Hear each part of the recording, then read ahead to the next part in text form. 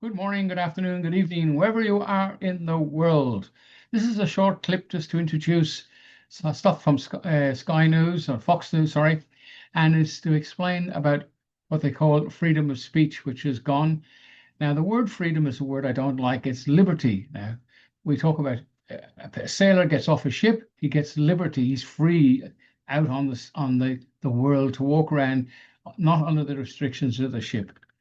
Now, the ship in this case, of course, is statute law.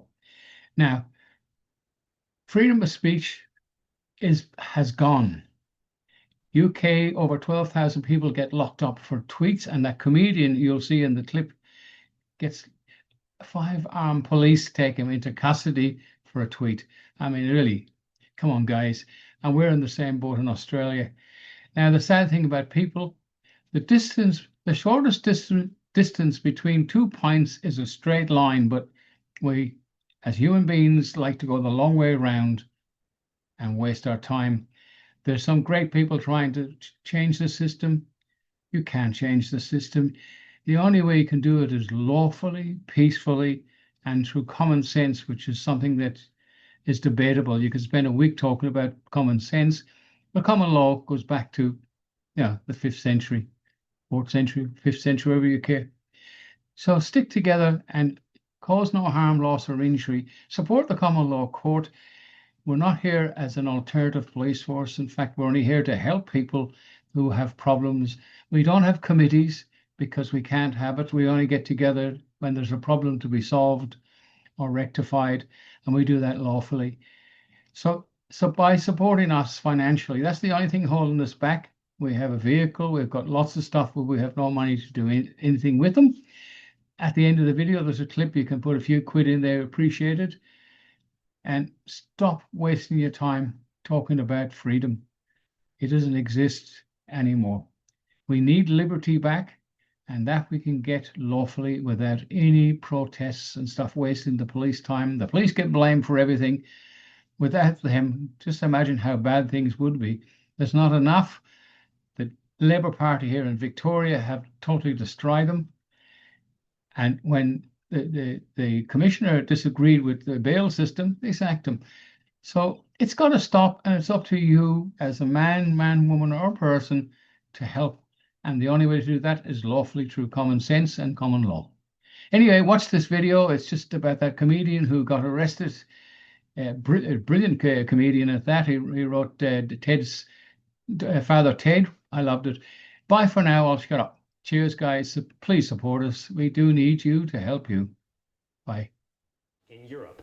Is the speech crisis in Europe a threat to speech and innovation in America? That was the question on Capitol Hill today. And according to Democrat Congressman Jamie Raskin, you, America, could care less.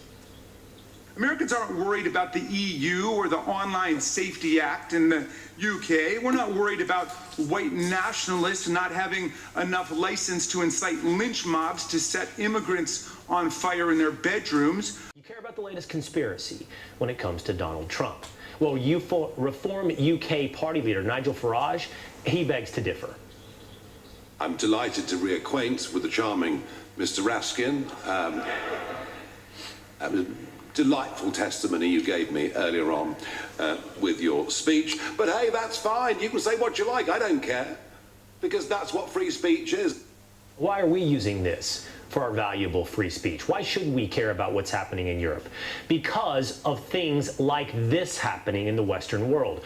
On Monday, the creator of a sitcom, Father Ted, British comedy writer Graham Linehan, he was arrested at London's Heathrow Airport on his way back from Arizona. The alleged reason, a series of social media posts criticizing transgender activists. He wrote about what happened on Substack. Quote, "The moment I stepped off the plane at Heathrow, 5 armed police officers were waiting. Not 1, not 2, 5. They escorted me to a private area and told me I was under arrest for 3 tweets. In a country where pedophiles escape sentencing, where knife crime is out of control, where women are assaulted and harassed every time they gather to speak, the state had mobilized 5 armed officers to arrest a comedy writer for this tweet. And no, I promise you, I'm not making this up. Those 5 armed police officers for 3 social media posts, that must have been a pretty serious situation. So let's take a look at the tweet in question. This one from April 20th. If a trans-identified male is in a female-only space, he is committing a violent, abusive act. Make a scene, call the cops. And if all else fails, punch him in the balls. Or it could have been this one from the day before. It shows a photo of trans activists, and he writes the caption, "A photo you can smell." It wasn't quite done, though. There was also this one. "I hate them, misogynists and homophobes. F them." Now, author J.K. Rowling, she responded quickly. She of the Harry Potter series wrote, "What the F has come of the UK? This is totalitarianism, utterly deplorable." You see, what happens in Western civilization, if not the birthplace, the champion for the past 500 years, what happens in the UK can happen in America. And that's why Congressman Jim Jordan sounded the alarm over Europe's free speech. And the way they're cracking down on speech is infringing now on American tech companies. That's the microscope view of the way cracking down on free speech affects America. But the telescope view is that we are the Alamo. We are the defenders of Western civilization. And it has not always been easy to defend free speech. Throughout our own history, we've had bouts of wanting to yell "shut up" at those who disagree. There was the Alien and Sedition Act of 1798, the Espionage Act of 1917, the Sedition Act of 1918. There was McCarthyism and the Red Scare. And some of that was very legitimate. Quite honestly, the United States was infiltrated with communists. But the point of our principles is that no matter how much we hate what you have to say, we will defend the right of you to say it. We are the Alamo of free speech. In the rest of the West, they're dying by suicide. Remember, in Germany, they've been policing online insults for a while. Is it a crime to insult somebody in public? Yes. Yes, it is. And it's a crime to insult them online as well? Yes. The fine could be even higher Yeah. if you insult someone in the internet. Why? Because in internet, it stays there. If we are talking here face to face, you insult me, I insult you, okay, finish. But if you're in the internet, if I insult you or a politician, That sticks around forever. yeah. If somebody posts something that's not true, and then somebody else reposts it or likes it, are they committing a crime? Yeah, in the case of reposting, it is a crime as well, because the reader can't distinguish whether you just invented this or just reposted it. That's the same for us. It'd be nice to believe that these are simply the perverted views of people with funny accents. But as Vice President J.D. Vance told me last week, what happens in Europe easily washes ashore in the United States. You've seen, in the same way that the Biden administration went after social media companies to censor their fellow citizens, you've seen the very same thing happen in Europe, where rather than debate ideas, you have certain European leaders who would rather censor their fellow citizens. So I think fundamentally there's so much cultural similarity between us and Europe. Obviously, the United States was born out of a European country, the United Kingdom. I think it's important to recognize those cultural similarities, and importantly, what's happening in Europe does affect the United States and vice versa. And so I think it's important for us to step back and say, look, the West, right? That's Europe and America together. We got too comfortable with open borders. We got too comfortable with censorship. And I think the president has shown that if you go in the other direction, if you close down your borders and actually give free speech to your people, you can really energize the culture in these countries. My next guest is currently working on a project with Linehan. He is photoed here together with him. It is actor and comedian Rob Schneider, who we welcome now onto the show. Rob, great to see you. Thanks for being here. Thank you, Will. Thanks for having me. And first of all, I have to say, I agree with the British police. I mean, what if some of those tweets made somebody cry, or they got upset, or what if they heard an idea that they didn't like? What's going to happen? Straight to jail. Think of those people. Yeah, 12,000 people a year get arrested in the United Kingdom. Let me just say that again. According to the London Times, 12,000. I mean, it's outrageous, it's remarkable, and it's just something you would imagine at a George Orwell novel that you would not imagine happening in the country that really started free speech. But what happens is, in this idea of tolerance and trying to make everybody happy and worrying about the loudest and most sensitive members of society, it's enslaving everybody else. I mean, I'm sick and tired of it, and I'm sure the American people are, and I know England is. The uproar over Linehan getting arrested yesterday was quite tremendous, thankfully.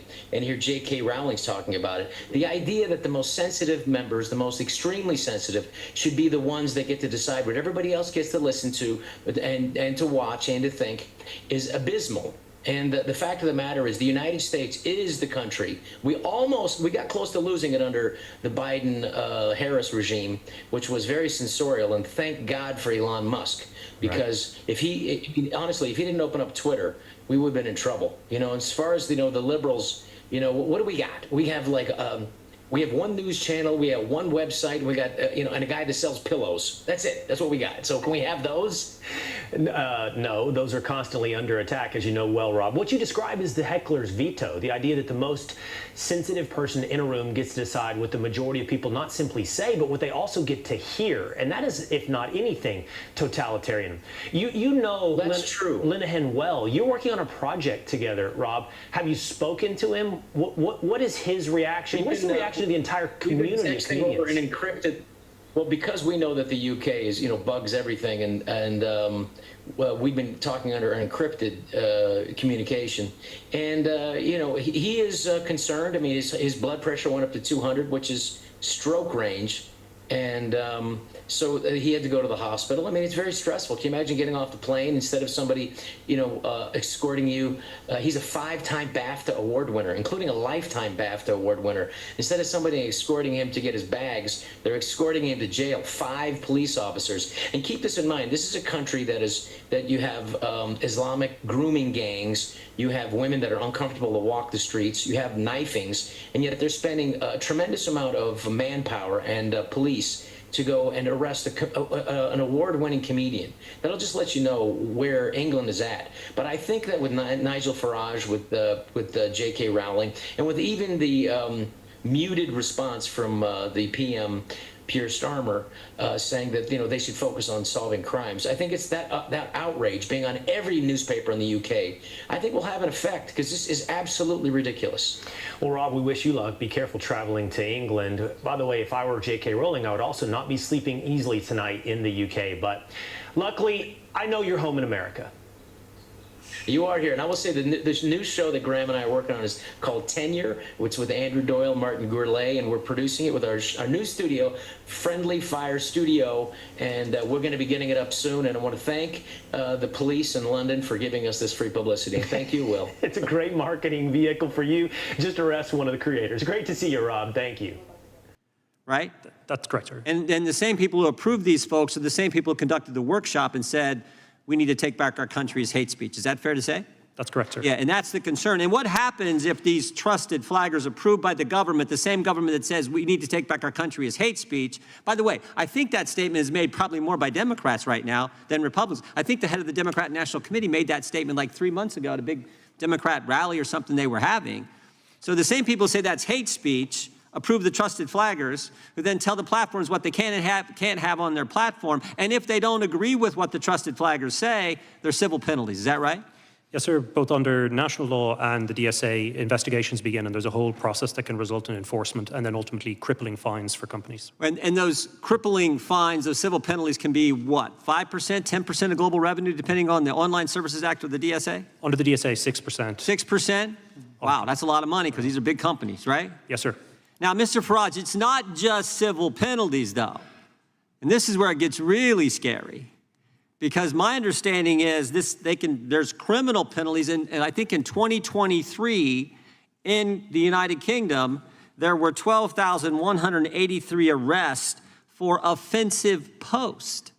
12,000 people arrested for things they posted online that some trusted flagger approved by the government, the same government that says what's being said at the Democrat National Committee, we need to take back our country, is hate speech.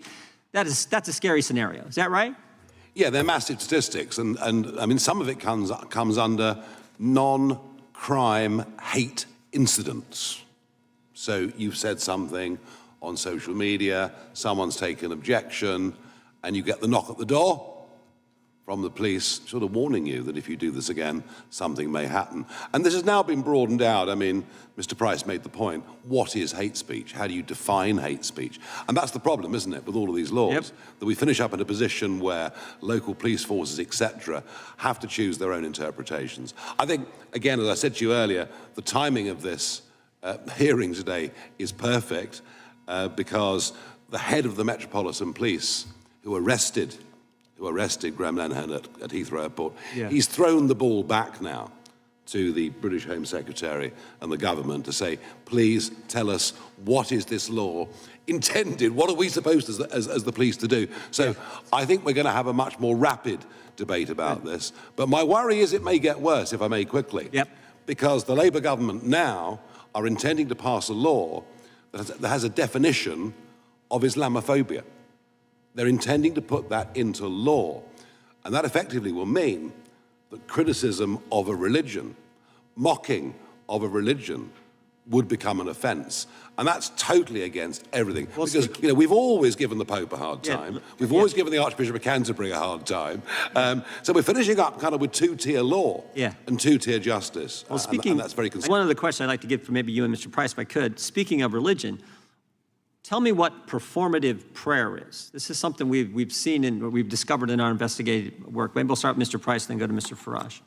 Yes, sir. We have a client at the moment who's been prosecuted or was arrested in Bristol for a Christian pastor preaching about the differences between Christianity and Islam.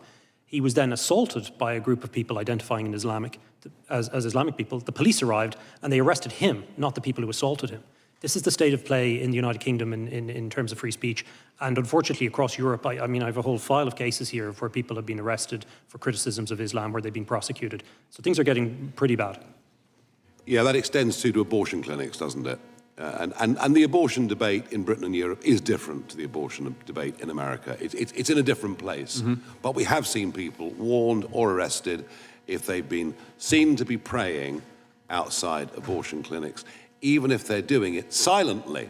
Hence, it's performative in the sense they're doing that. And you know, I'm afraid you now have to be a certain distance away from one of these clinics. But if other members of the public object and say that your praying there is causing them psychological harm, well, the police may intervene. Thank you. Mr. Chairman, may I